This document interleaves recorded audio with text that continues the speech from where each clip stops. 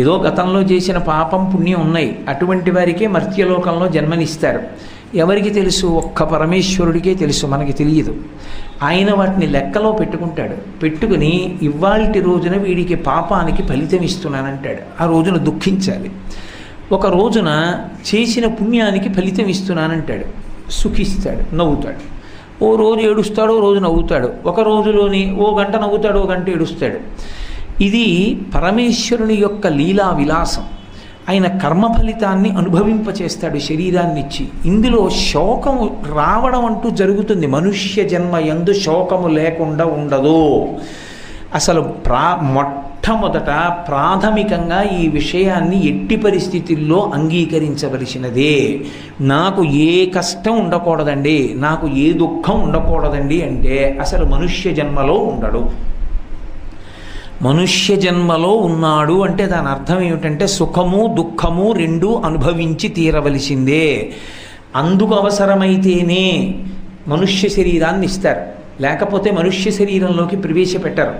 కేవల సుఖాలే అనుభవించాలి, పుణ్య ఫలితమే ఇతని చేత అనుభవింపచేస్తాను అన్నాడు అనుకోండి ఈశ్వరుడు, దేవతల యొక్క శరీరంలోకి ప్రవేశపెడతారు. అప్పుడు కేవలం సుఖమే.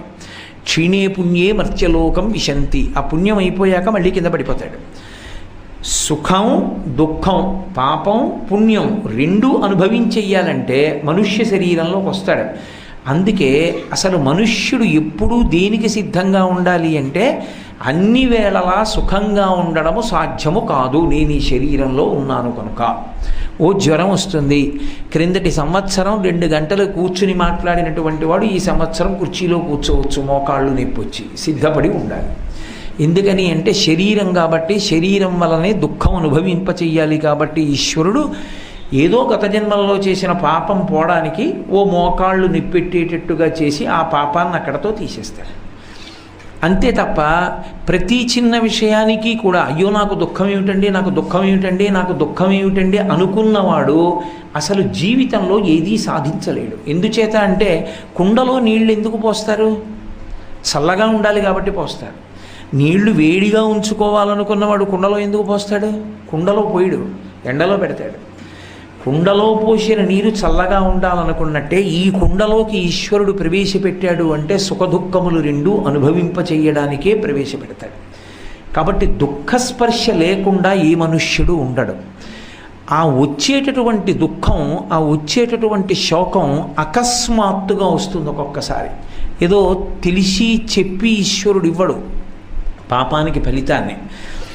కానీ రామాయణంలో వాల్మీకి మహర్షి ఒక అద్భుతమైనటువంటి ప్రతిపాదన చేయించారు. అయోధ్యకాండలో కౌసల్యాదేవి చేత చెప్పించారు ఈ మాట. శోకో నాశయతే ధైర్యం, శోకో నాశయతే శృతం, శోకో నాశయతే సర్వం, నాస్తి శోక సమోరిపు.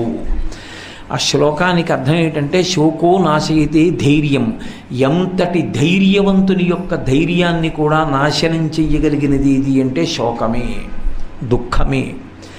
శోకో నాశయతే ధైర్యం, శోకో నాశయతే శృతం. శృతం అన్న మాటకి శృతి అంటే వేదం, వేదము అంటే శాస్త్రము. నేర్చుకున్నది ఏది విన్నాడో ఆ విన్నటువంటి శాస్త్రం అంతా మర్చిపోతాడు.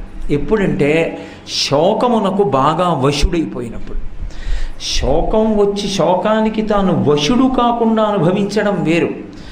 శోకానికి తాను వశుడైపోయాడు అనుకోండి, ఇక ఏమీ అదుపులో ఉండవు. శోకానికి వశుడు కాకుండా శోకానుభవంలో ఉన్నాడు అనుకోండి, పర్వాలేదు, అప్పుడు ప్రమాదం ఏం రాదు. శోకానికి బాగా వశుడైపోయాడు అనుకోండి, చాలా తీవ్రమైన ప్రమాదానికి వెళ్ళిపోతాడు. శోకో నాశయితే శృతం, శోకో నాశయితే సర్వం. శోకము సర్వాన్ని నాశనం చేసేస్తుంది. నాస్తి శోక సమోరిపు. అది దాని స్వభావం ఎందుకైంది అంటే, శోకము యొక్క స్వభావం ఏమిటి అంటే ఎవడు దానికి వశుడవుతాడో వాణ్ణి నాశనం చేయడమే దాని లక్షణం. అందుకే శోకము రిపు శబ్దం వేశారు వాల్మీకి మహర్షి, శత్రువు అని పిలిచారు. అది చాలా ప్రమాదకరమైనది సుమా.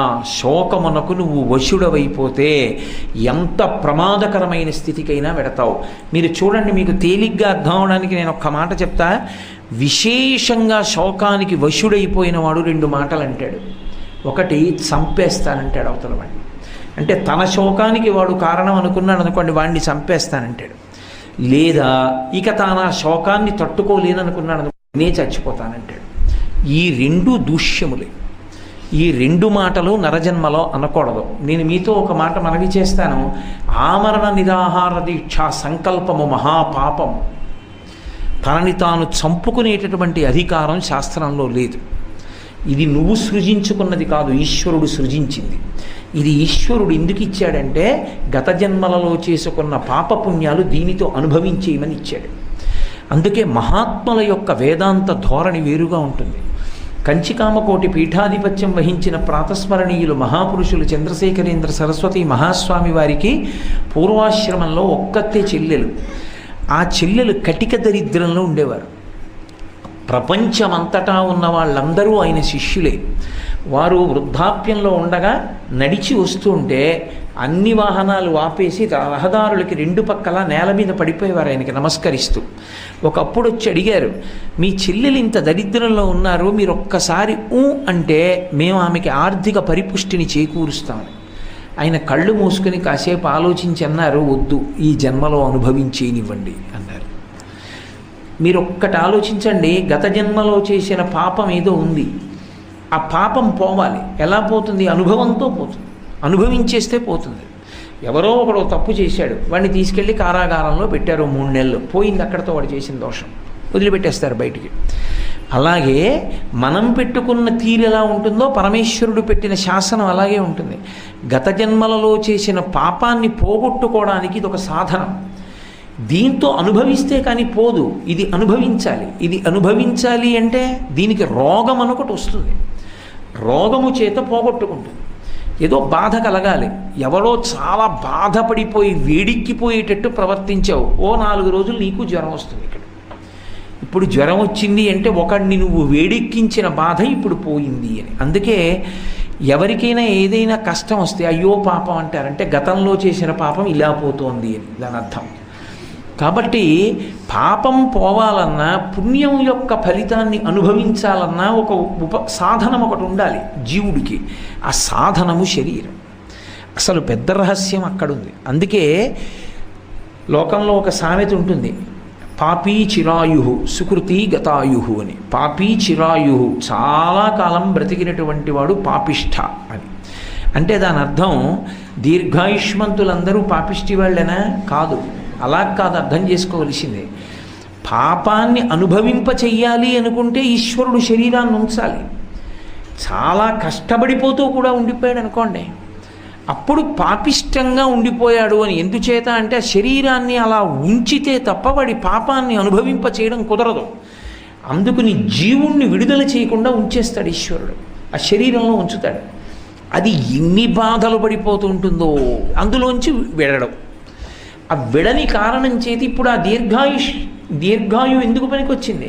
పాపం అనుభవించడానికి పనికొచ్చింది. అందుకని పాపీ చిరాయు. అంతేకాని మహాత్ములైనటువంటి వారు దీర్ఘాయుష్మంతులైతే వారికి ఇది అన్వయం అవుతుందా అండి అంటే అన్వయం అవ్వదు.